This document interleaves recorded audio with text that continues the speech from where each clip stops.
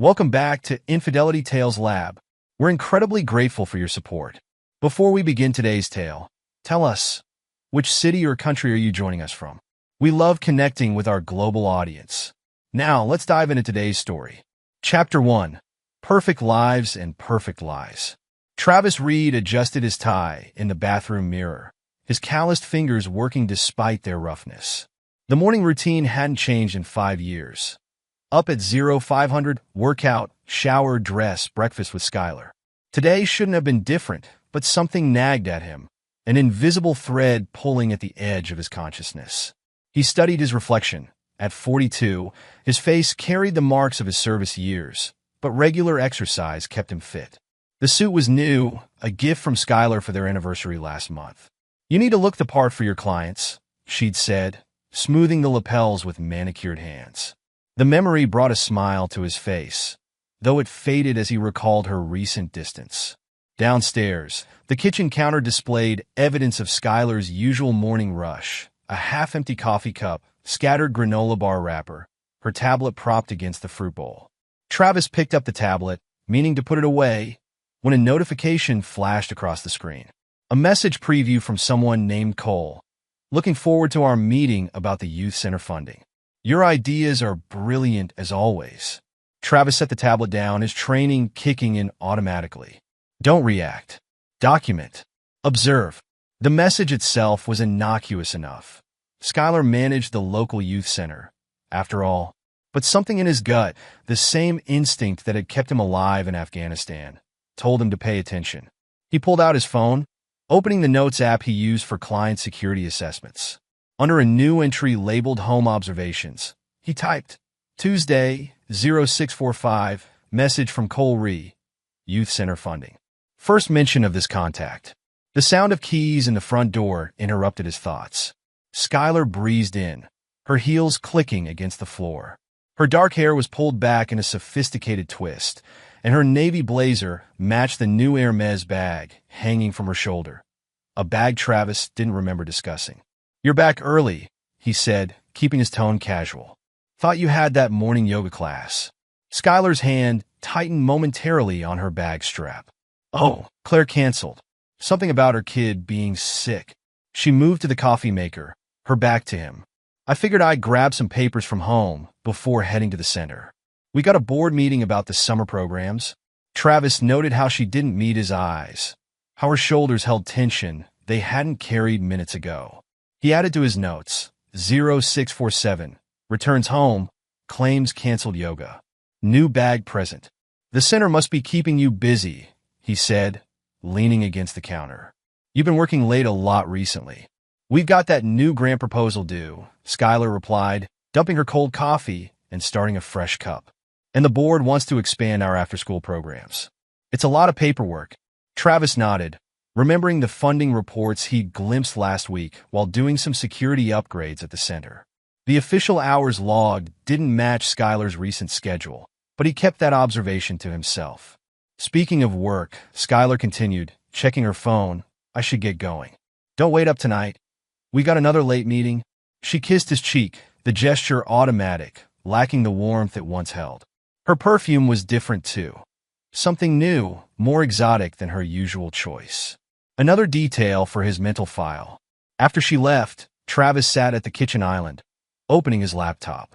5 years in private security had taught him the value of thorough documentation.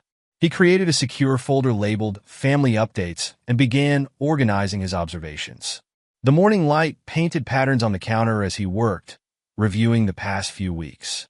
Skylar's changing schedule had started 6 months ago, around the time several new board members joined the youth center. Her excessive shopping had begun more recently. The new bag was just the latest in a string of luxury purchases that didn't align with their usual budget discussions. Travis pulled up their joint account statements, his security background making it second nature to look for patterns. Regular charges at Le Blanc, an upscale restaurant downtown, appeared on days Skylar claimed to be working late. The youth center's modest budget wouldn't cover meals there. His phone buzzed, a text from Marcus Wong, his old Marine buddy turned PI. "Hey brother, got time for coffee? Need your input on a surveillance setup." Travis typed back quickly. "Murphy's Diner, 1100? Marcus's reply came instantly. Roger that. Travis saved his notes and closed the laptop. He had questions that needed answers, and Marcus might be able to help him get them. But first, he had another stop to make. The youth center occupied an old Victorian building downtown, its brick facade freshly painted thanks to a recent renovation grant. Travis pulled into the visitor lot, noting Skylar's car was absent despite her mentioned board meeting. Rachel Chun, the center's accountant, looked up as he entered the front office. Her eyes widened slightly behind her glasses. Mr. Reed, I didn't know you were scheduled for a security check today. Just dropping by, Travis said easily. Thought I'd check on that new camera system we installed. Mind if I take a look at the logs? Rachel hesitated, then nodded. Of course.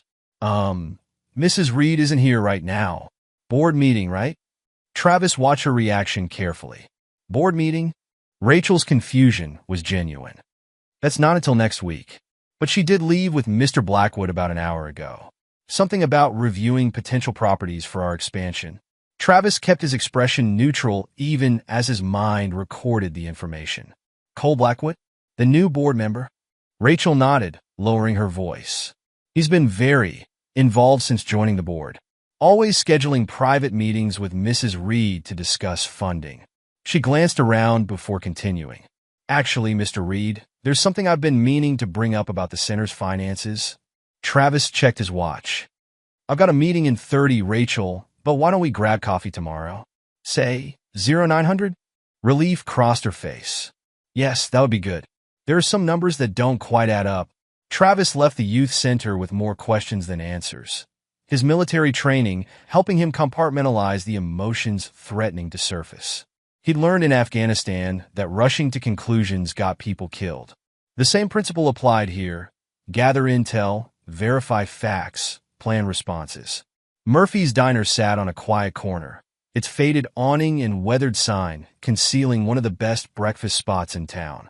Marcus was already in their usual booth, 2 coffee cups waiting on the table. You look like you're planning an op, Marcus said by way of greeting. His years as a PI hadn't softened his military bearing, though his tailored suit replaced the familiar tactical gear. Travis slid into the booth, taking a sip of coffee, black, 2 sugars, just how he liked it. Might need your help with something. Off the books. Marcus leaned back, his expression serious. Personal or professional? Both. Travis pulled out his phone, showing Marcus his notes. Need background on a Cole Blackwood. Real estate developer. New board member at Skylar's Youth Center. And while you're at it, look into any connection he might have with Diana Martinez. Marcus raised an eyebrow. Skylar's mother? The society queen? Something's not adding up, brother. Skylar's schedule, her spending, new board members showing up 6 months ago. I need to know what I'm dealing with. Marcus studied his old friend's face. They'd served 3 tours together, faced firefights and IEDs, but he'd never seen Travis look quite this controlled, this focused. It was the look of a man preparing for war. I'll start digging, Marcus said, pulling out his own phone. Give me 48 hours. But Travis. He paused, choosing his words carefully. Are you sure you want to pull this thread? Travis stared into his coffee cup, remembering Skylar's laugh at their wedding. The way she'd looked in her mother's vineyard. Diana Martinez's barely concealed disdain for the soldier boy her daughter had chosen. I need to know the truth, he said finally. Whatever it is, Marcus nodded, understanding. They'd learned in the Marines that sometimes the worst part wasn't the firefight. It was the waiting, knowing the ambush was coming but not knowing when or where it would hit. I've got your 6, Marcus said simply. Always have, always will. Travis felt some of the tension ease from his shoulders. He wasn't alone in this fight, whatever it turned out to be. And if his suspicions were correct, he'd need all the allies he could get. The rest of their meal passed with lighter conversation, but both men recognized the calm before the storm. Travis returned to his office afterward, diving into client work to keep his mind focused. But part of him was already preparing, strategizing, remembering lessons learned in combat that he never thought he'd need in civilian life. That evening, Skylar returned home later than usual, her cheeks flushed from wine. Travis pretended to be absorbed in security reports while noting her disheveled appearance, the slight smudge in her lipstick, the way she avoided his gaze while chattering about a productive meeting. Later, lying awake in bed, Travis listened to Skylar's steady breathing and made his decision. Tomorrow he would meet with Rachel Chun, hear what she had to say about the center's finances. He would start his own investigation, using skills honed from years of security work. Every detail would be documented, irregularity logged. The betrayal cut deep, but Travis wouldn't let emotion cloud his judgment. He had learned patience in the sandbox of Afghanistan. He would need it now, because if his instincts were right, and they usually were, he was about to uncover something far worse than a simple affair. In the darkness, Travis Reed began planning his response to whatever truth he would discover. He hadn't survived war zones by being unprepared, and he wouldn't start now. The next few weeks would require all his training, all his discipline, and every resource he could muster. The game had begun, whether Skylar knew it or not. And Travis Reed played to win. Chapter 2. The Web of Deceit. The morning sun barely peeked over the horizon when Travis arrived at the Daily Grind, a small coffee shop 2 blocks from the youth center. Rachel Chin sat at a corner table, nervously shredding a napkin, her laptop closed in front of her. "Thank you for meeting me," she said as Travis set 2 coffee cups on the table. I wasn't sure if I should say anything, but something isn't right with the numbers." Travis settled into his chair, noting how Rachel's hands trembled slightly as she opened her laptop. "Start from the beginning," he said quietly. "Take your time." Rachel pulled up a spreadsheet, turning the screen so Travis could see. "It started about 4 months ago. Small discrepancies at first. Expense reports that didn't quite match our programs. Invoices for services we don't usually use." Travis leaned forward, his security training kicking in as he studied the numbers. "These consulting fees," he pointed to a column. "They're being paid to BW Development?"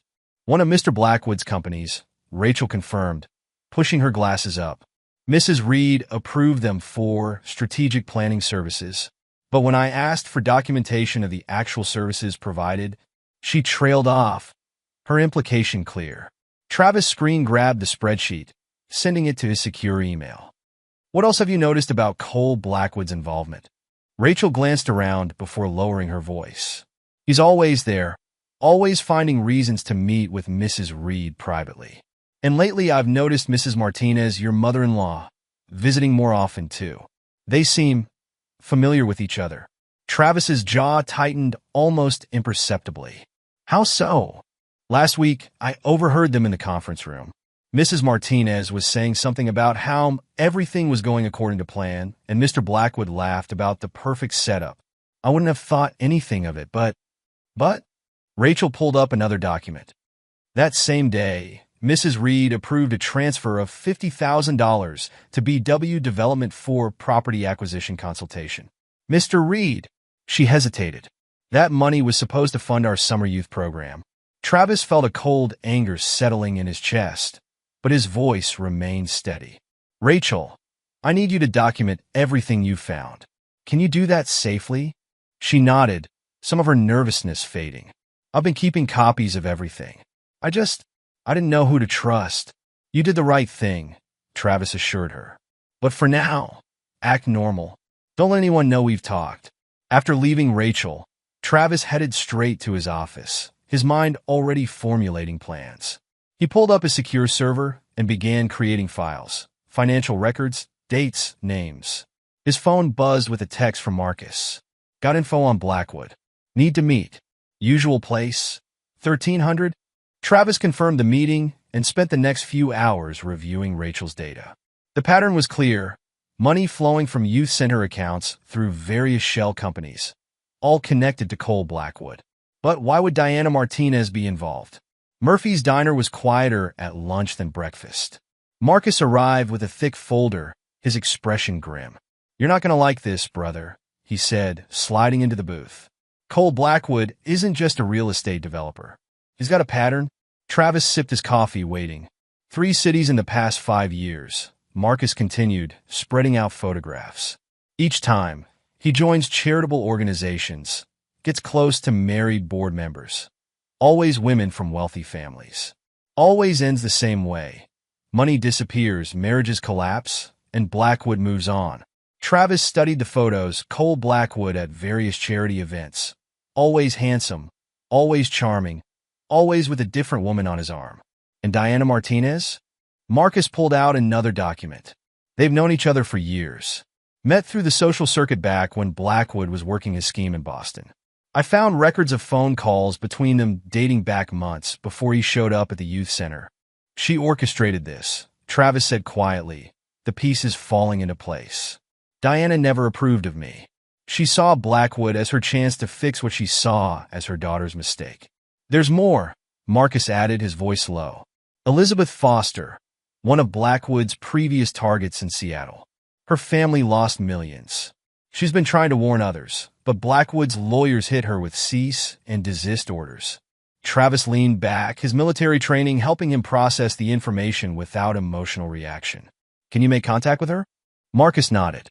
Already working on it. But Travis, there's something else you should know. I found a connection to James Martinez. Travis's eyebrows rose slightly. Skylar's father had vanished from the family years ago, pushed out of the family business by Diana in what Skylar had always described as an amicable separation. Seems the separation wasn't so amicable, Marcus continued. Found court records sealed, but my contact got access. Diana used some creative accounting to force James out. The man's been living in Arizona, watching his ex-wife and daughter from afar. Travis absorbed this information, adding it to his mental map of the situation. Can you reach him? Already did. He's willing to talk. Says he's been waiting for someone to finally see through Diana's facade. Their conversation was interrupted by Travis's phone. A text from Skylar. Working late again. Don't wait up. Love you. Travis showed the message to Marcus, who quickly pulled up something on his tablet. Le Blanc restaurant reservation for 8 p.m. Under Blackwood's name, Travis felt the familiar combat calm settling over him. I need everything you can get on Blackwood's previous victims. And Marcus, I need you to set up surveillance. Discreet professional grade. Marcus studied his friend's face. You're going to war? Aren't you? They brought the war to me, Travis replied quietly. I'm just going to make sure they regret that decision. The next few weeks passed in a blur of careful investigation and documentation. Travis maintained his normal routine, playing the role of unsuspecting husband while building his case. Rachel Chin continued providing financial documents, protected by careful legal documentation Travis helped her prepare. Marcus's surveillance revealed a pattern of meetings between Skylar and Cole, always under the guise of youth center business. Diana Martinez's involvement became clearer with each passing day. Travis observed her calculated appearances at youth center events, watching how she maneuvered conversations to highlight Cole's achievements while subtly undermining Travis's contributions. Cole's latest development project will bring such wonderful opportunities to the community, Diana would say, her voice carrying across cocktail receptions. It's refreshing to see someone with real business vision taking an interest in our cause. Travis documented every interaction, every subtle dig. His security training had taught him the value of building a complete picture before taking action. The pieces were falling into place, revealing a conspiracy more complex than a simple affair. Chapter 3. The Catalyst. The evening of Skylar's promotion celebration arrived with an air of tension that only Travis seemed to notice. LeBlanc's private dining room sparkled with crystal and silver, Diana Martinez's choice of venue making her intentions clear. This was a display of wealth and power. Travis adjusted his tie, watching Skylar hold court at the center of the room. Her black dress probably cost more than his first car, another recent purchase she dismissed as necessary for her position. Cole Blackwood stood nearby, his tailored suit and practiced smile making him look every inch the successful businessman. Travis, darling, Diana Martinez approached, champagne glass in hand. I hope you're not too uncomfortable in these surroundings. I know LeBlanc is a bit more upscale than your usual haunts. I managed just fine, Diana. Travis replied evenly, noting how several youth center board members shifted uncomfortably at her tone. Rachel Chun, sitting quietly at a corner table, caught his eye briefly. Mom, stop it, Skylar intervened, but her laugh held no real reproach. Travis doesn't mind. Do you, honey? Travis watched his wife lean slightly toward Cole as she spoke, their bodies aligned in unconscious intimacy. Not at all. I find the view quite educational. Cole raised his glass. A toast to our new executive director, Skylar. Your leadership will take the youth center to new heights. The room echoed with congratulations, but Travis noted Rachel Chen's slight frown. They both knew the real state of the center's finances under Skylar's leadership. Speaking of leadership, Diana announced, Cole has some exciting news about a new development project that could provide amazing opportunities for our programs. Travis observed the choreographed performance, Cole's modest demurral, Skylar's eager encouragement, Diana's proud smile. He checked his phone, confirming Marcus's text. All in position. Board members accounted for. The waiter arrived with the wine list, and Travis watched the familiar pattern unfold. Diana ordered the most expensive bottle. Cole and Skylar exchanged knowing smiles, and the trap was set. When the bill arrived, Travis studied it thoughtfully. The total could have funded 3 months of after-school programs. He closed the leather folder and set it aside. Travis, Diana's voice carried a warning edge. Surely you're not expecting Cole to pay for your wife's celebration? Actually, Travis replied calmly, I was thinking about the children who won't have summer programs this year due to unexpected budget shortfalls. The temperature in the room seemed to drop. Skylar's face flushed. Travis, what are you talking about? This isn't the time. When is the time, Skylar? When the youth center's accounts are completely drained. When Cole's consulting fees have bankrupted every program. Cole stepped forward, his charm hardening into something uglier. Now see here, Reed. No, you see here, Travis interrupted, pulling out a familiar folder. He placed it carefully on the table, aware of the board members watching intently. Before anyone makes threats or accusations, you might want to review these documents. The folder contained everything. Financial records showing the diverted funds, surveillance photos of Cole and Skylar's business meetings, evidence of Diana's orchestration of their introduction. Travis had timed this moment carefully, ensuring maximum impact. Skylar grabbed the folder, her hands shaking as she opened it. The color drained from her face as she realized what she was seeing. Cole tried to maintain his composure, but his eyes darted toward the exits. You bastard, Skylar hissed, reaching for her wine glass. You've been spying on me? The red wine splashed across Travis's white shirt, but he didn't flinch. He'd known this was coming, had counted on it, in fact. The board members' gasps echoed in the sudden silence. No, Skylar, Travis said quietly, standing. I've been protecting the children you claim to care about.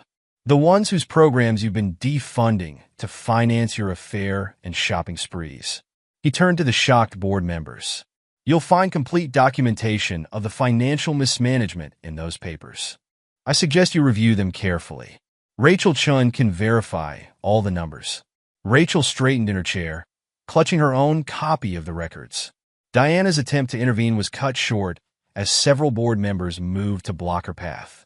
Travis walked toward the exit, his wine-stained shirt a badge of honor rather than shame. He paused at the door, looking back at the tableau he'd arranged, Skylar clutching the damning documents, Cole's mask of confidence crumbling, Diana's social power evaporating in real time. I'd suggest you all lawyer up, he said calmly. The police will have questions about those missing funds. The door closed behind him with a quiet click, leaving chaos in his wake. In the parking lot, Marcus waited in his car, monitoring equipment capturing every moment of the aftermath. Clean exit, Marcus commented as Travis slid into the passenger seat. You sure about this timeline? Travis nodded, already reviewing the evening's recording on his tablet. The board members will act quickly to protect themselves. Diana will try to contain the damage. And Cole? He smiled slightly. Cole will do what he always does. Try to run, but you're ready for that. I'm ready for everything, Travis confirmed. This was just the opening move. As they drove away from Le Blanc, Travis felt no satisfaction, no triumph. His marriage was over, but the truth was finally exposed. He had played this first hand perfectly, revealing just enough to set his larger plan in motion while maintaining his position as the wrong party.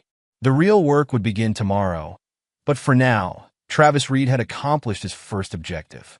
The facade had crumbled, and the true nature of Skylar, Cole, and Diana's conspiracy lay exposed for all to see. His phone buzzed with messages from concerned board members, each one confirming that his strategy had worked. The youth center's leadership would have no choice but to act on the evidence he'd provided. Skylar's carefully constructed world was falling apart, just as she had tried to destroy his. But Travis knew this was just the beginning. He had learned in combat that the first engagement was never the decisive one. The real battle lay ahead, and he had only revealed a fraction of his evidence and resources. For now, though, he had achieved his immediate goal. The truth was out, the players were revealed, and the next phase could begin. Travis Reed, the man they had underestimated, had struck the first blow in what would become a carefully orchestrated campaign of justice. Chapter 4. Counterattack. The morning after the Le Blanc incident, Travis arrived at his office to find an email from his largest client canceling their contract. The message cited concerns about recent behavior and stability issues. 3 more cancellation notices followed before lunch. His phone buzzed. A text from Marcus. Diana Martinez spotted at the country club with Jessica Whitman. Travis's jaw tightened. Jessica's husband sat on the board of 2 security firms that contracted his services. The Whisper campaign had begun. He opened his laptop, pulling up contingency plans developed months ago. A notification popped up. Rachel Chun requesting a secure video call. They're trying to lock me out of the system. Rachel's voice trembled slightly. Mrs. Martinez showed up with IT consultants, claiming they need to audit all financial records. Did you secure the backups we discussed? Yes. Everything's encrypted and stored off-site. But Mr. Reed, Rachel glanced over her shoulder. They're saying things about you, about PTSD episodes and violent outbursts. Some of the staff are scared. Travis nodded, unsurprised. Diana's playbook: discredit the threat, isolate the target. Keep your head down, Rachel. Don't let them know you're still in contact with me. After ending the call, Travis reviewed his morning emails. His office landlord had sent a notice. Building renovations would require him to relocate within 30 days. Cole Blackwood's influence at work, no doubt. His phone rang, an unlisted number. Mr. Reed? A woman's voice, cultured but hesitant. My name is Elizabeth Foster. Marcus Wong suggested I contact you. Travis straightened. Mrs. Foster. I've been hoping to speak with you. Is this line secure? Yes. Marcus would have made sure of that. A pause, then. They destroyed my family, Mr. Reed. Cole Blackwood and his schemes. We lost everything: money, reputation, relationships. The lawyers buried us in paperwork until we couldn't fight anymore. But you kept records, Travis said quietly. Documentation of everything. Bank transfers, emails, photos. I couldn't use it because of the NDA, but... She took a breath. I want to help you stop them from doing this to anyone else. Travis pulled up a secure file transfer protocol. I'm sending you an encrypted link. We need to move carefully. They'll be watching for any connection between us. They already started their smear campaign, haven't they? The PTSD rumors, the whispers about instability. Standard tactics, Travis confirmed. But I've got something they don't expect. What's that? Patience. And friends who understand the long game. After arranging a secure meeting with Elizabeth, Travis headed to Murphy's Diner. 3 familiar faces occupied his usual booth. Marcus Wong and 2 other members of his old Marine unit, Mike Ramirez and John Shin. Heard you could use some backup, boss, Mike said, his scarred face breaking into a grin. John nodded, his usual quiet self. Marcus filled us in. We got your 6.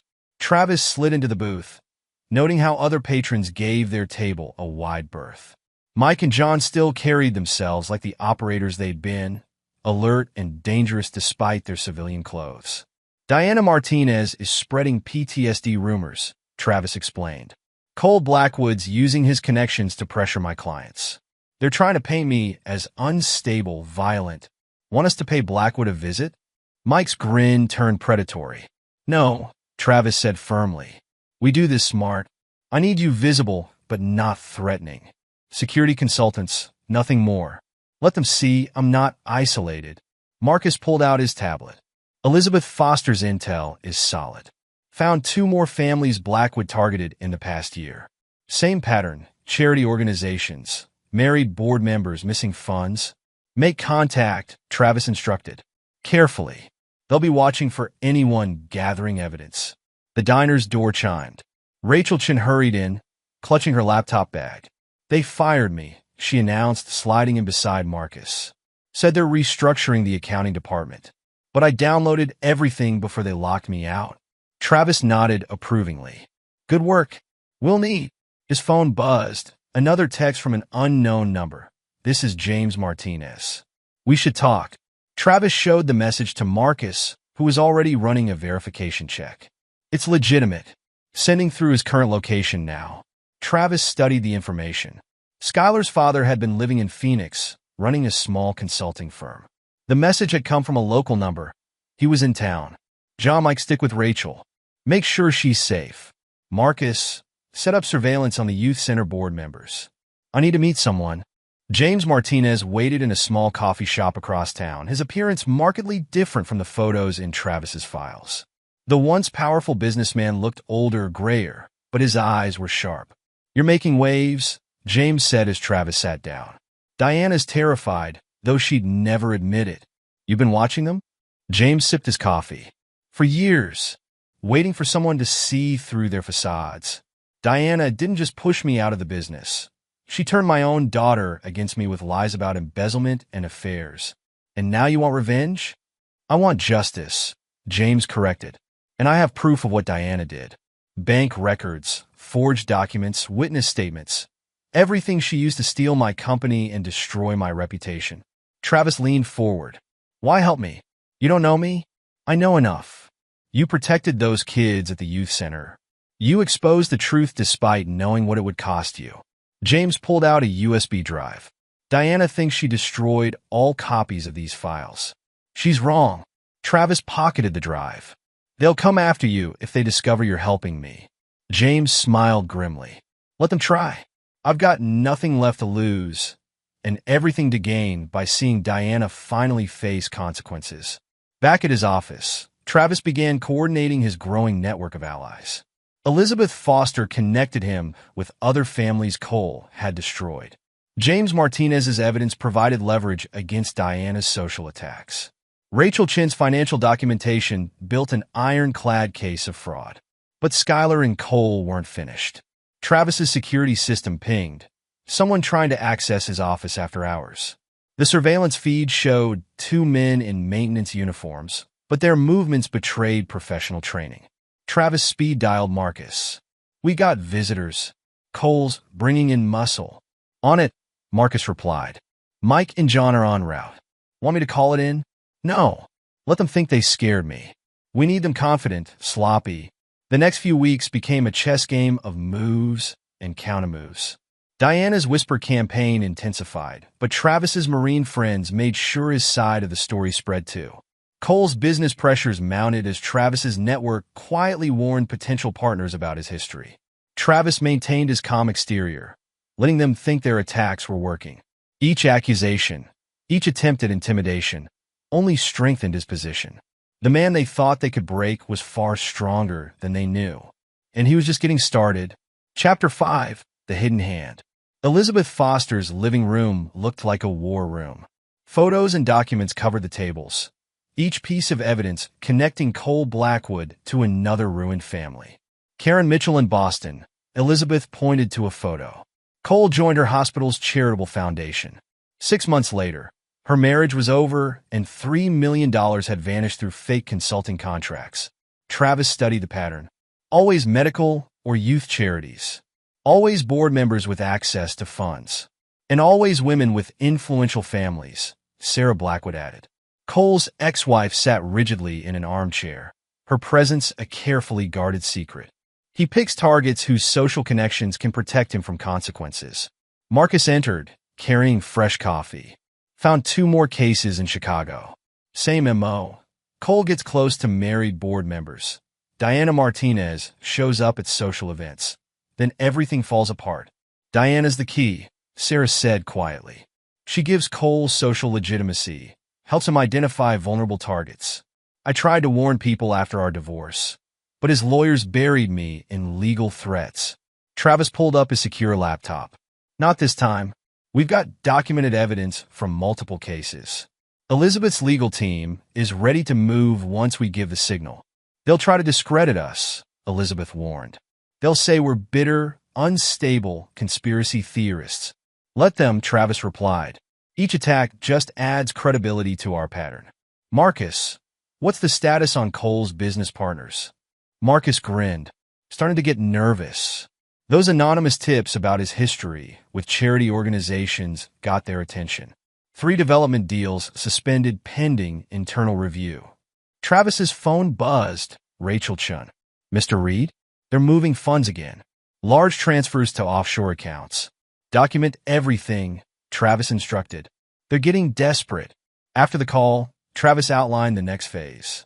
Elizabeth's legal team would begin filing civil suits, coordinated for maximum impact. Sarah would prepare to break her NDA, her testimony establishing Cole's pattern of behavior. James Martinez's evidence would keep Diana contained. What about Skylar? Elizabeth asked gently. Travis paused. Despite everything, saying his wife's name still hurt. She made her choice. Now she faces the consequences. The meeting continued late into the night, strategies refined and contingencies planned. Travis's network grew stronger while Cole's carefully constructed world began showing cracks. But the real challenge lay in coordinating their attacks. Each move had to seem isolated, unconnected to Travis. Let Cole and Diana think they were facing random setbacks rather than a coordinated campaign. Marcus tracked their reactions through his surveillance network. Diana's social appearances became more frantic, her attempts to maintain control more obvious. Cole's business meetings grew tenser as partners questioned his history. Travis received regular updates from his Marine friends, now highly visible around town as his security consultants. Their presence sent a clear message. Physical intimidation wouldn't work. Got something, Marcus announced one evening, rushing into Travis's office. Cole's ex-partner in Seattle. Guy named Peter Morrison. He's willing to talk. Travis reviewed Morrison's file. What's his angle? Revenge. Cole screwed him on a development deal, cost him millions. He's got documentation of illegal practices, permit violations, bribes. Make contact. Carefully. Cole will be watching his old partners. The pieces were falling into place. Each new ally brought resources, evidence, motivation. Travis coordinated them all, ensuring their attacks remained seemingly random while building toward a single goal. Elizabeth Foster's legal team began filing suits in different jurisdictions, each case revealing more of Cole's pattern. Sarah Blackwood prepared her statement, her testimony ready to corroborate others' experiences. James Martinez provided crucial intelligence about Diana's social circle, identifying pressure points and potential allies. Rachel Chin's financial documentation built an airtight case of fraud and misappropriation. But their enemies weren't idle. Diana's social campaign intensified, targeting Travis's remaining business relationships. Cole's real estate connections brought increasing pressure on Travis's operations. The turning point came during a charity gala. Diana had insisted Skylar attend, maintaining their facade of social standing. Travis watched through Marcus's surveillance as his wife played her role, laughing and charming donors while Cole worked the room. But something had changed. Travis noticed the slight strain in Skylar's smile, the tension in her shoulders. She was beginning to realize the magnitude of her mistakes. They're planning something, Marcus warned during their daily briefing. Cole's been meeting with private security contractors. Diana's calling in old favors from law enforcement contacts. Travis nodded, unsurprised. They're running out of options. Time to push them harder. He authorized Elizabeth's team to file their first major lawsuit, naming Cole's companies and revealing his pattern of financial fraud. Sarah Blackwood gave an anonymous interview to a business journal, describing Cole's tactics in detail. The response was swift. Cole's lawyers filed harassment claims, alleging a conspiracy to damage his reputation. Diana intensified her whisper campaign, now suggesting Travis was organizing a criminal vendetta. But Travis had anticipated this too. Each legal threat was met with overwhelming evidence. Each rumor was countered with documented facts. His network of allies grew stronger while theirs began showing cracks. The man they had dismissed as a simple security consultant was proving far more dangerous than they had imagined. And he was just getting started.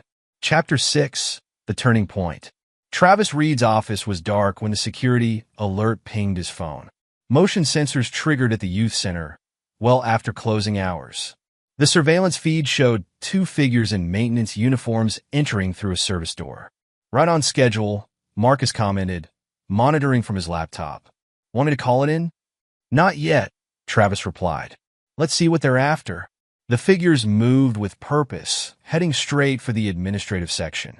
Their target was clear. The financial records Rachel Chun had protected before her dismissal. Travis's phone buzzed, a text from Mike Ramirez. In position. John's got the exits covered. The trap was set. Travis had known they would try something like this. Desperate people made predictable moves. He watched through multiple camera feeds as the intruders accessed the accounting office. Got movement at the front, Marcus reported. Black SUV just pulled up. Cole Blackwood behind the wheel.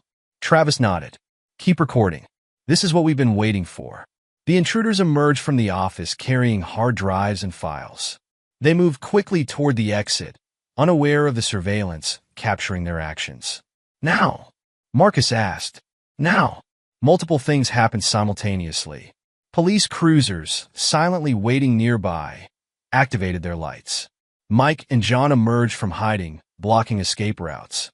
And Rachel Chun, who had been working late in a different office, triggered the building's security lockdown. The intruders found themselves trapped between armed police and Travis's Marine friends. Cole's SUV peeled away, abandoning his hired help to face the consequences. Send the footage to Elizabeth's team, Travis instructed, and make sure the responding officers get copies of Rachel's financial documentation. The next morning's headlines were exactly what Travis had anticipated. Break-in at youth center reveals financial scandal. Cole's attempted theft had brought renewed scrutiny to the center's operations, giving Rachel Chun the perfect opportunity to present her evidence to authorities. But Travis knew this was just the beginning. Cornered opponents fought hardest, and both Cole and Skylar had everything to lose. The counterattack came through official channels. Travis found himself facing accusations of theft and fraud, allegedly documented by youth center security footage. Witnesses came forward claiming they'd seen him removing files late at night. They doctored the surveillance tapes. Marcus confirmed after analyzing the evidence. Pretty good job, too. But they didn't know about our backup systems. Travis allowed himself a small smile. Let them think they have me. Time to spring the trap. He had prepared for this moment. While Cole and Skylar celebrated their apparent victory, Travis's allies moved into position. Elizabeth Foster's legal team filed their coordinated lawsuits. Sarah Blackwood gave her explosive interview. James Martinez released evidence of Diana's past financial misconduct. The community reaction was immediate. Youth center families, learning how their children's programs have been defunded, turned against Skylar. Cole's business partners, already nervous about the rumors, began actively distancing themselves. Travis watched it all unfold from Murphy's Diner, surrounded by his most trusted allies. Marcus coordinated surveillance, tracking their opponents' increasingly desperate reactions. Mike and John maintained visible security presence, deterring any thoughts of physical retaliation. They're running scared, Elizabeth reported during their daily update. Cole's lawyers are trying to block our lawsuits, but each filing just brings more victims forward. Rachel Chun nodded in agreement. The forensic accountants found everything. They can't hide the money trail anymore. Travis studied the latest reports. Cole's business empire showed mounting stress as partners withdrew and projects stalled. Skylar's position at the youth center became untenable as board members demanded answers about missing funds. But Diana Martinez proved the most dangerous. Her social influence, though diminished, still carried weight. She launched a final offensive, spreading rumors about Travis's mental state and suggesting he had orchestrated a complex conspiracy. Let her talk, Travis instructed his allies. Each accusation just makes our evidence more compelling. The turning point came unexpectedly. One of Cole's hired men, facing criminal charges for the break-in, decided to cooperate with authorities. His testimony confirmed the connection between Cole and the attempted theft of financial records. Travis's phone lit up with a text from Skylar. We need to talk. Alone. He showed the message to Marcus, who immediately began security preparations. "We do this on our terms," Marcus said, already coordinating with Mike and John. Public location, full surveillance, multiple exit routes. Travis chose a small coffee shop downtown. His Marine friends secured the perimeter while Marcus set up discreet recording equipment. They weren't taking chances, not with Skylar's history of deception. She arrived precisely on time, her outfit unable to hide her obvious strain. The confident socialite from Le Blanc was gone, replaced by someone who finally realized the depth of her situation. "You've destroyed everything," she said without preamble, sliding into the seat across from Travis. "No, Skylar. You did that yourself." Travis kept his voice neutral. "The youth center funds, the affair, the attempted frame-up, those were your choices. What do you want?" Her voice cracked slightly. "Money? Public apology? Name it. I want justice. For the kids whose programs you defunded. For the families Cole has destroyed. For everyone who trusted you." Skylar's composure slipped further. "You don't understand. Cole has connections, powerful people. They'll destroy you. Like Diana's whisper campaign? Or the doctored security footage. How's that working out?" She flinched. "Mom was trying to protect me. She thought Cole would be better for me than—" She trailed off. "Than a former Marine who actually cared about the youth center's mission?" Travis leaned forward. "Your mother orchestrated this entire thing, Skylar. Cole's appearance at the center, your promotion, all of it. Ask yourself why." Travis could see the doubt creeping into her expression. The carefully constructed narrative she'd built was crumbling, leaving her to face uncomfortable truths. "It's not too late," he said quietly. "You can still do the right thing. Help us expose Cole's pattern of fraud. Show the board you were manipulated." Skylar's hands trembled as she reached for her water glass. "He'll never let me. None of them will. They can't stop you. Not anymore." Travis pulled out his phone, showing her the growing evidence against Cole. "We have proof of everything. The only question is whether you'll go down with them or help us make it right." Their conversation was interrupted by Travis's phone buzzing, an urgent message from Elizabeth Foster. Cole's lawyers had filed emergency injunctions against their lawsuits, claiming harassment and defamation. "Think about it," Travis said, standing. "But don't take too long. Things are moving fast now." He left Skylar sitting there, knowing Marcus's surveillance would track her next moves. The meeting had confirmed what he suspected. Cracks were forming in their opponent's unity.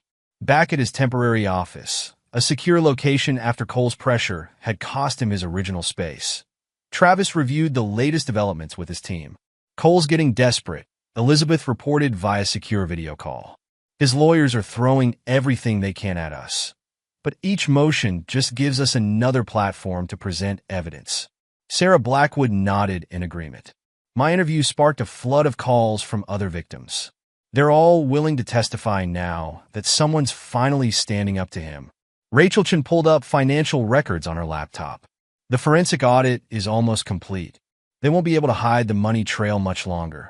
Travis studied the information before him. Cole's business empire showed increasing strain. Partners withdrawing, projects stalling, investors asking uncomfortable questions. Diana's social influence waned as more people distanced themselves from her desperate attempts to maintain control. Most importantly, youth center families had begun speaking out. Parents whose children lost programs due to misappropriated funds shared their stories. Cole's carefully crafted image as a philanthropist crumbled in the face of mounting evidence. "What about the criminal investigation?" Marcus asked, monitoring his surveillance feeds. "Moving forward," Travis confirmed. Cole's hired man gave them enough to justify a deeper look. Once they start following the money, the pieces were falling into place. Each attack from Cole and Skylar had been anticipated, each countermove planned months in advance.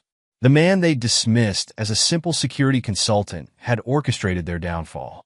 As the sun set on another day of calculated warfare, Travis met with James Martinez to review their progress. "Diana's running out of allies," James reported, his satisfaction evident.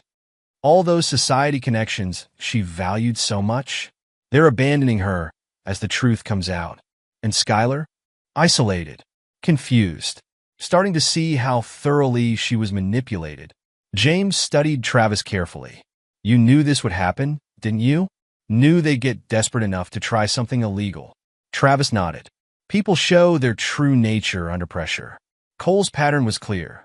When charm fails, he turns to force. Diana relies on social warfare until it stops working. And Skylar. He paused. Skylar follows whoever she thinks is winning. The youth center break-in had been their critical error. In trying to destroy evidence, they'd given Travis exactly what he needed: proof of criminal intent. Now the carefully constructed facade of their lives crumbled under the weight of their own actions. Each day brought new developments. More victims came forward, encouraged by Sarah Blackwood's example. Elizabeth Foster's legal team filed additional suits, each supported by overwhelming evidence. Rachel Chen's financial documentation painted a damning picture of systematic fraud. Travis's Marine friends maintained their visible presence, a constant reminder that physical intimidation wouldn't work. Marcus's surveillance network tracked their opponents' increasingly desperate moves, ensuring no counterstrike went unnoticed. The war Travis had prepared for was reaching its climax. His opponents had played exactly as he'd predicted, falling into traps laid months in advance. The quiet security consultant had proved more dangerous than anyone imagined. Cole's attempt to frame Travis had backfired spectacularly, bringing renewed scrutiny to his own activities. Skylar's confident facade cracked under mounting pressure. Diana's social influence evaporated as the truth about her role emerged. But Travis took no pleasure in their downfall. This wasn't about revenge. It was about justice. About protecting others from experiencing the same betrayal. About holding the powerful accountable for their actions.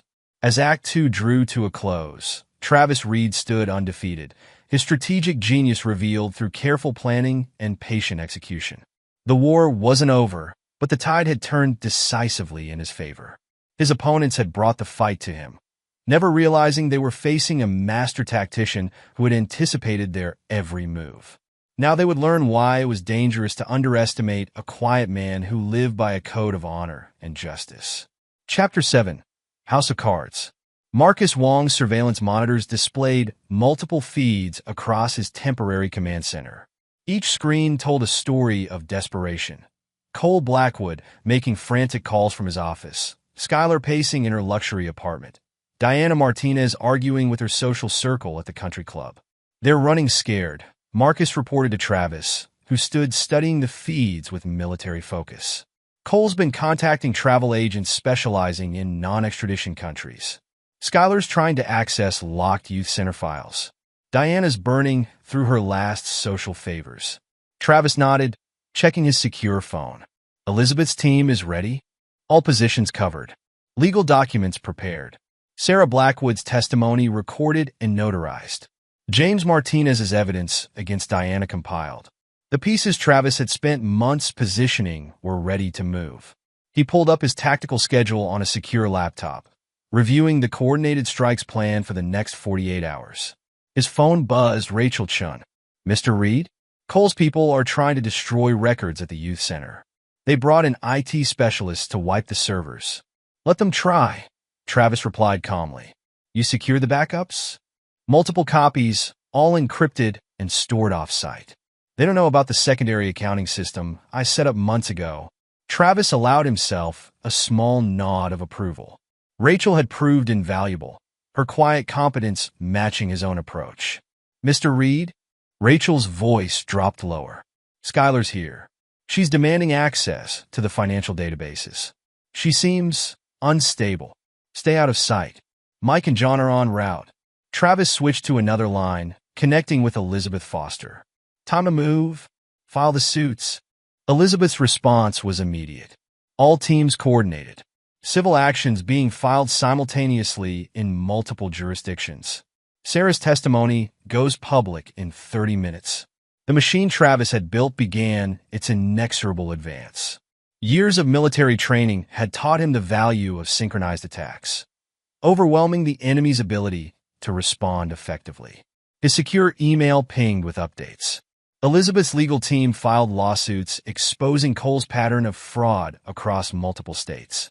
Sarah Blackwood's testimony hit the media, breaking her NDA to reveal Cole's history of manipulation and financial theft. James Martinez chose this moment to release evidence of Diana's past misconduct, showing how she had systematically destroyed his reputation and stolen his company. The documents painted a damning picture of calculated destruction. Marcus's surveillance caught their reactions in real time. Cole Blackwood, watching his phone explode with messages from lawyers and business partners, his composed facade cracking. Diana Martinez, receiving calls from social contacts suddenly distancing themselves. Skylar, realizing the depth of the trap she had helped create. Cole's making a move, Marcus reported, tracking multiple feeds. Private jet fueled and ready at the executive airport. Travis had anticipated this. John, in position. Airport security has been briefed. They're watching all private terminals. The next hours unfolded like a military operation. Cole's attempt to flee was blocked by careful coordination between Travis's team and local authorities. Skylar's frantic efforts to destroy evidence at the youth center met Rachel Chen's meticulous documentation. Diana Martinez made a last desperate attempt to control the narrative, hosting an emergency lunch for her remaining social circle. Travis watched through surveillance as she tried to spin the story, but her influence had evaporated in the face of overwhelming evidence. They're turning on each other, Marcus noted, monitoring phone communications. Cole's lawyers are suggesting Skylar acted alone. Skylar's telling people Cole manipulated her. Diana's blaming them both while trying to deny her own involvement. Travis had seen this before. In war zones, when carefully constructed alliances crumbled under pressure. People revealed their true nature when cornered. His phone lit up with a call from James Martinez. You need to see this. Diana's trying to transfer assets offshore. I've got documentation of wire transfers she attempted this morning. Send it to Elizabeth's team, Travis instructed. Add it to the civil suits. The pressure mounted as media outlets picked up the story. Sarah Blackwood's testimony sparked a flood of revelations from other victims. Business partners distanced themselves from Cole's enterprises, triggering a cascade of project cancellations. Travis coordinated it all from a secure command center, each move precisely timed for maximum impact. His Marines maintained surveillance, ensuring no evidence could be destroyed, no escape attempted. Rachel Chen's financial documentation proved crucial, revealing how youth center funds had been systematically looted. Parents whose children lost programs due to misappropriated money began speaking out, adding personal impact to the Cole numbers. By nightfall, the damage was irreversible. Cole's business empire showed multiple fractures as investors fled and partners withdrew. Skylar's position at the youth center became untenable as board members demanded accountability. Diana's social influence, built over decades, crumbled in hours. Travis watched it unfold with the detachment of a military commander. This wasn't about revenge, it was about justice, about protecting others from experiencing similar betrayals. His phone buzzed again. Elizabeth Foster. Travis? You need to see the latest financial reports. The scope of Cole's fraud, it's bigger than we thought. Multiple charities, millions in misappropriated funds. Send everything to the authorities, Travis directed. Time to let the legal system take over. The man everyone had dismissed as a simple security consultant had orchestrated their complete dismantling. Each attack they had launched against him only sprung another trap, revealed more evidence, brought more allies to his cause. Travis's network moved born of careful planning. Elizabeth's legal team filed additional suits as new evidence emerged. James Martinez's documentation exposed decades of financial manipulation. Sarah Blackwood's testimony inspired other victims to come forward. The carefully constructed world Skylar and Cole had built collapsed under its own weight. Diana's attempts to maintain control only highlighted her desperation. The truth, once exposed, proved unstoppable. Travis Reed, the quiet professional they had underestimated, watched as justice unfolded according to his carefully laid plans. Chapter 8. The Fall. Travis sat in his lawyer's office, reviewing the divorce proceedings' final documentation. The evidence he had accumulated painted a devastating picture, not just of Skylar's infidelity, but of calculated betrayal and financial fraud. These text messages, his lawyer indicated a particular file, show clear premeditation. Skylar and Cole discussing how to manipulate you, planning how to exploit your trust. The timestamps match perfectly with the financial transfers from youth center accounts. Travis nodded, remembering the pain of discovering those messages. But emotion had no place in this phase of his operation. His phone buzzed, Marcus sending updates. Cole Blackwood's last attempt to salvage his business empire had failed spectacularly. Major investors withdrew support as evidence of systematic fraud became public. Development projects stalled, contracts canceled, partners distanced themselves. Cole's lawyers are attempting a plea deal, Marcus reported. They're offering to testify against Skylar and Diana in exchange for leniency. Travis had anticipated this too. Cole's pattern held true. When charm failed, he turned to betrayal. Across town, Diana Martinez faced her own reckoning. Her carefully cultivated social circle, built over decades of manipulation and implied threats, dissolved as the truth emerged. James Martinez's evidence exposed how she had stolen his company, destroyed his reputation, poisoned his relationship with their daughter. Travis's phone lit up with another update. Rachel Chen. The forensic audit is complete. They found everything: fake invoices, shell companies, diverted grant money. The district attorney's office is preparing charges. The youth center board met in emergency session, reviewing the evidence Travis had helped accumulate. Skylar's resignation became inevitable as the scale of financial misconduct became clear. Your wife's lawyers are requesting a meeting, Travis's attorney reported. They're hoping to negotiate a settlement before the criminal charges are filed. Travis shook his head. No deals. Let the evidence speak for itself. The divorce proceedings revealed the full scope of Skylar's betrayal. Text messages showed her mocking Travis's devotion while planning to exploit his trust. Financial records detailed how she had spent youth center money on her affair with Cole. Expensive restaurants, hotel rooms, shopping sprees. Diana made a final attempt to protect her daughter, offering Travis a substantial settlement to keep certain evidence private. He declined without hesitation. This wasn't about money. It was about accountability. Marcus's surveillance team documented Cole's increasingly desperate moves. Attempts to hide assets, destroy records, pressure witnesses. All anticipated, all countered by Travis's careful planning. Elizabeth Foster's legal team filed additional suits, Marcus reported. 3 more families came forward with evidence of Cole's fraud schemes. Sarah Blackwood's testimony opened the floodgates. Travis reviewed the mounting evidence on his secure laptop. Each new revelation confirmed the pattern. Cole targeting wealthy families through charity organizations. Diana providing social legitimacy. Systematic financial fraud following carefully established relationships. The court's judgment proved devastating. Skylar lost everything in the divorce: property, assets, reputation.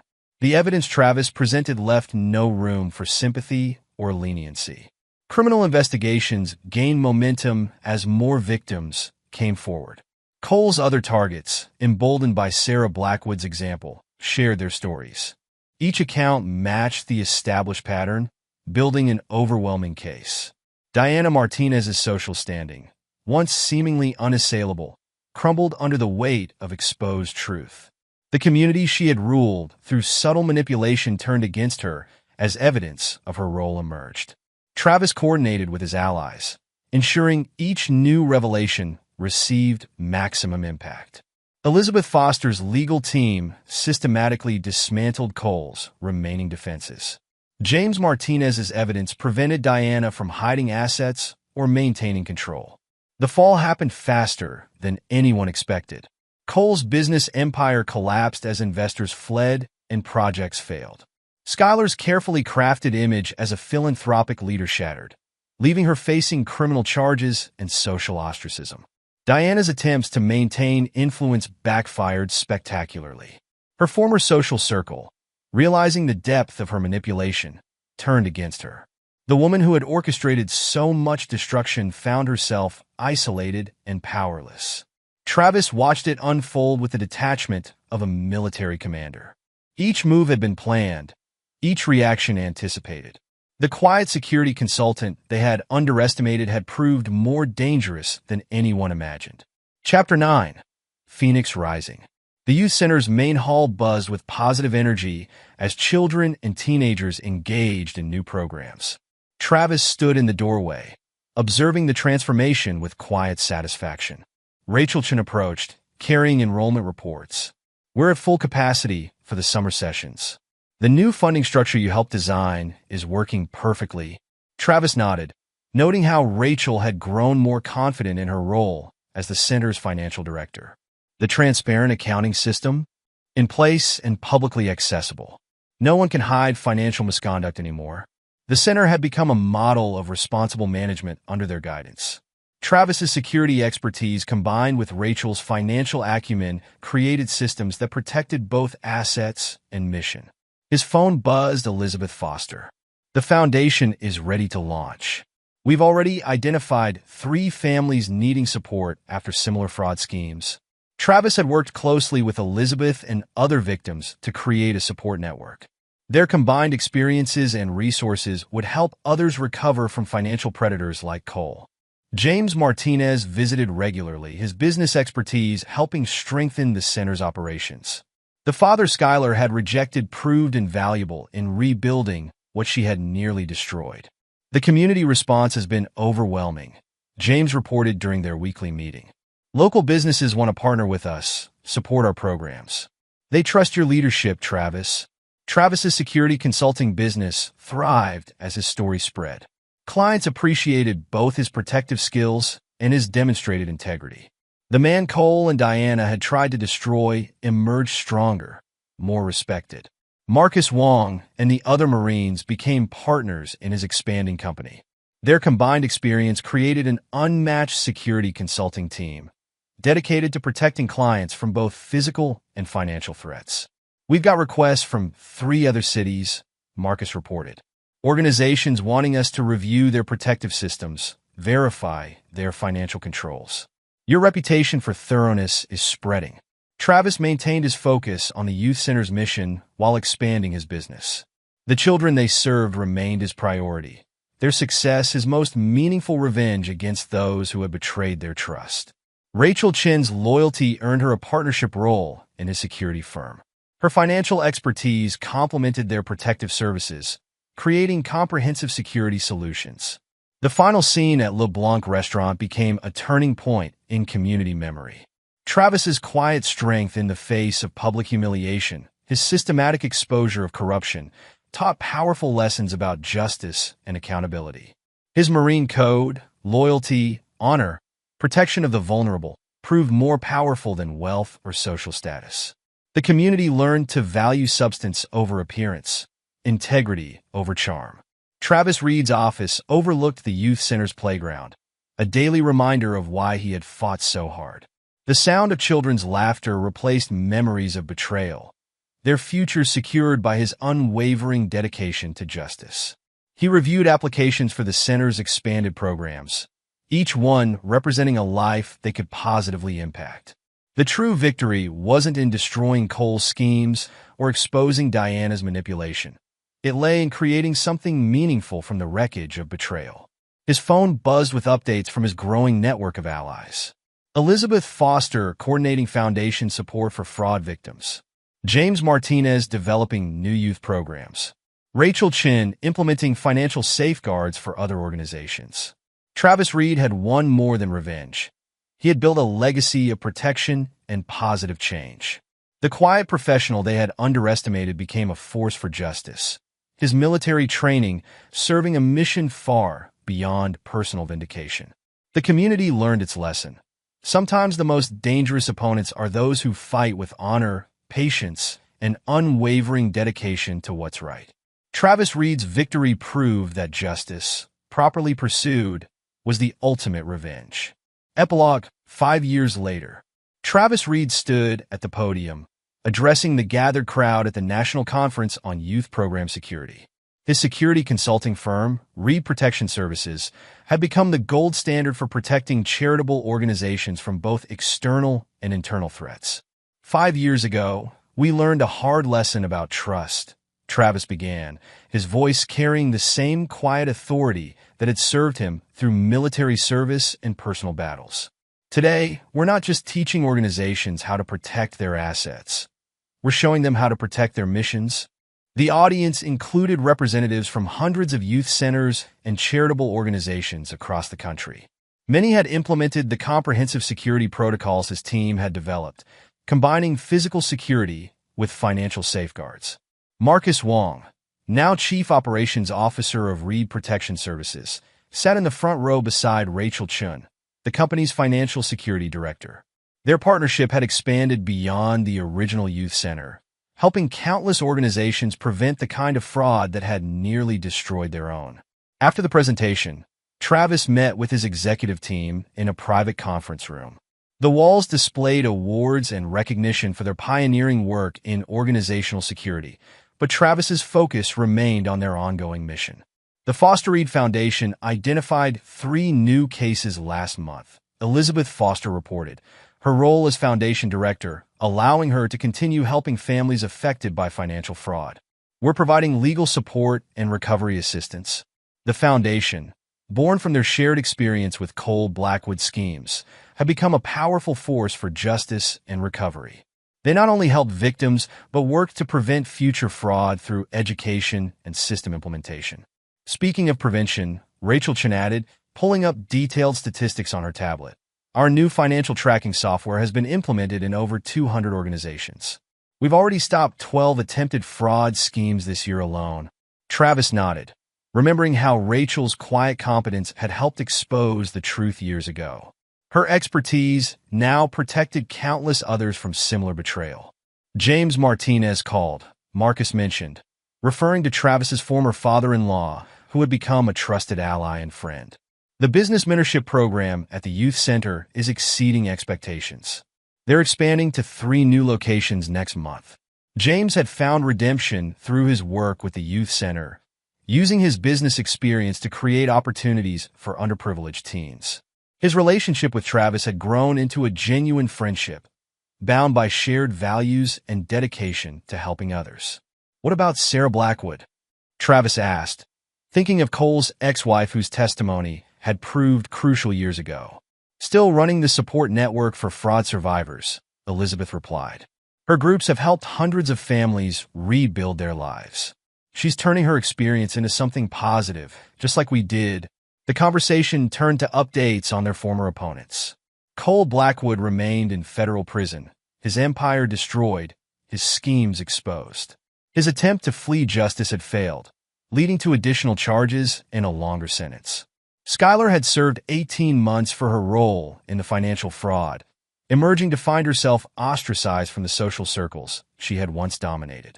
Reports suggested she had moved to another state, attempting to rebuild her life far from the community she had betrayed. Diana Martinez, stripped of social influence and financial power, had retreated to a small house in Florida.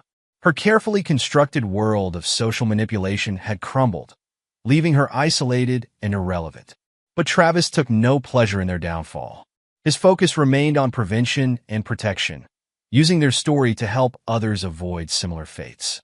The youth center itself had become a model of transparent operation and effective programming. Under Travis's guidance, they had implemented comprehensive security measures that protected both assets and mission. The children they served thrived in programs funded by legitimate grants and honest donations. The new security training program starts next week, Marcus reported, returning to current business. We've got 15 organizations sending representatives. Mike and John are leading the physical security sessions. Travis's Marine friends had become integral parts of his organization, and dedication perfectly suited to their protective mission. Mike Ramirez headed their training division, while John Chin managed field operations. Rachel's team will handle the financial security modules, Marcus continued. We're using case studies from prevented frauds to show real-world applications. Rachel's department had developed sophisticated systems for detecting and preventing financial misconduct. Their methods, born from their experience with Cole and Skylar schemes, now protected millions in charitable assets. After the meeting, Travis visited the youth center that had started it all. The building hummed with positive energy as children engaged in after-school programs. New security cameras monitored the premises, but their presence was discreet protecting without intimidating. James Martinez greeted him in the main office, now serving as board chairman. Travis, just in time to hear some good news. Remember that kid from the mentorship program? Marcus Johnson? He just got accepted to business school. Travis smiled, remembering the troubled teen who had found direction through their programs. Stories like his represented the real victory. Lives changed, potential realized, trust rewarded rather than betrayed. They walked through the center, observing classes and activities. The transparent financial management systems Rachel had designed were visible in action, each transaction properly documented and verified. The staff worked with confidence, knowing their efforts served their mission rather than hidden agendas. Later that evening, Travis met Elizabeth Foster for their monthly foundation review. The Foster Reed Foundation had expanded its mission beyond just helping fraud victims, now working to create systemic changes in how charitable organizations operated. "We've got something interesting," Elizabeth mentioned, pulling up a file. A pattern of suspicious activities at a hospital foundation in Denver, similar to Cole's old methods. Travis studied the information, his security training automatically identifying potential threats. "Send everything to Marcus. We'll start quiet surveillance. See if we can prevent another tragedy before it happens." Their work had evolved from reaction to prevention, from exposure to protection. The lessons learned from their own experience now served to shield others from similar betrayals. The Foundation's offices displayed photos of families they had helped, organizations they had protected, systems they had improved. Each image represented a victory not just over fraud, but over the kind of betrayal that had once threatened to destroy their own community. Sarah Blackwood's latest support group has 30 members, Elizabeth reported. They're all at different stages of recovery, but having her lead them through it makes a difference. She shows them there's life after betrayal. Travis nodded, understanding the importance of that message. His own journey had taught him that true victory lay not in destruction, but in creation, not in revenge, but in protection. His phone buzzed with a message from Marcus, another organization requesting their services, another opportunity to prevent fraud before it could take root. The work never ended, but each case they prevented represented lives protected, missions preserved. That night, driving home past the youth center, Travis reflected on the changes 5 years had brought. The pain of betrayal had transformed into purpose, the quest for justice into a mission of protection. His military training, once used in war zones, now served to protect vulnerable organizations and the people who depended on them. Reed Protection Services had grown into something far beyond a simple security firm. They had created a model for organizational integrity, combining physical security with financial protection and mission preservation. Their methods, born from painful experience, now helped others avoid similar trials. The Foster Reed Foundation continued identifying and supporting fraud victims while working to prevent future cases. Elizabeth's leadership had turned their shared pain into a force for positive change, helping families rebuild while strengthening organizational defenses. Rachel Chen's financial security protocols had become industry standards, implemented in organizations across the country. Her quiet competence had evolved into recognized expertise, her systems protecting millions in charitable assets. Marcus Wong's operational leadership had expanded their reach nationally, coordinating protection services for organizations of all sizes. The skills honed in military service now served to protect those dedicated to helping others. James Martinez had found new purpose in mentoring young entrepreneurs, using his business experience to create opportunities rather than obstacles. His reconciliation with the community proved that redemption was possible through genuine service. Mike Ramirez and John Chun led training programs that combined military precision with practical application, teaching organizations how to protect themselves while maintaining their charitable missions. Their presence remained a reminder that strength could serve protection rather than intimidation. Sarah Blackwood's support networks helped hundreds of fraud victims rebuild their lives, turning her own painful experience into a source of hope for others. Her courage in breaking silence had inspired many to seek help and justice. The youth center itself had become a model of transparent operation and effective programming. Children thrived in secure environments, supported by properly managed resources and protected by comprehensive security systems. Travis's office overlooked the center's playground, a daily reminder of why their mission mattered. The sound of children's laughter, the sight of lives being positively impacted, represented the true victory over those who had once threatened everything they valued. His phone buzzed again, another request for help, another organization seeking protection. Travis reviewed the message, already planning how to prevent another potential tragedy. The work continued, each day bringing new opportunities to protect those who served others. The quiet security consultant had become a recognized leader in organizational protection, his methods studied and implemented nationally. But Travis Reed remained focused on the fundamental mission, protecting those who helped others, preserving the trust that made charitable work possible. 5 years had transformed their story from one of betrayal and revenge into one of protection and positive change. The lessons learned through pain now served to prevent others from experiencing similar trauma. The network of allies built during their darkest times had become a force for positive transformation throughout the charitable sector. Travis Reed's legacy wasn't the destruction of those who had betrayed him. It was the protection of countless others from similar betrayal. The true victory lay not in what they had torn down, but in what they had built in its place.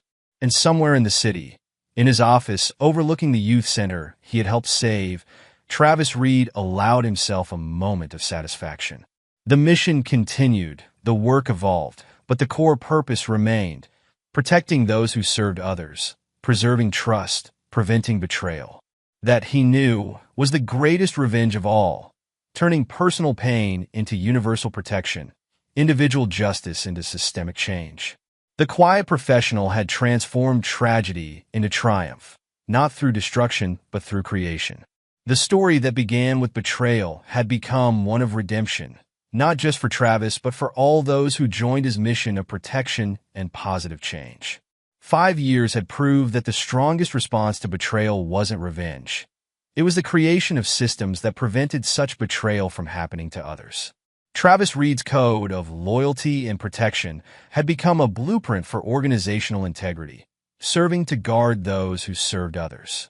The security consultant had become a protector of missions, a preserver of trust, a guardian of those who helped others. And that mission, he knew, would continue as long as there were organizations needing protection, missions requiring defense,